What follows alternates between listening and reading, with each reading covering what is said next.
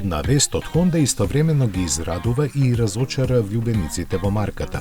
Се работи за првиот V8 агрегат на јапонската компанија, која за жал нема да се најде во автомобилите.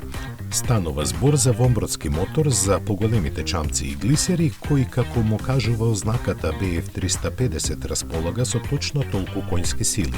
Според производителот наменете за пловила над 25 стапки, односно 7,5 метри, кои единствено можат да се справат со ваква машина од цели 5 литри работна зафатнина.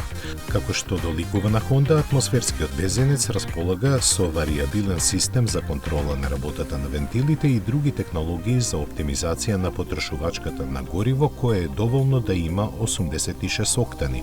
Конкретно, Lean Burn контролата на смесата на воздухот и бензин во зависност од брзината и оптоварувањето и програмираното бризгување. Располага и со други напредни технички решенија, а дека се работи за сериозна машина, кажува тежината од цели 347 килограми, како и цената од $46,000.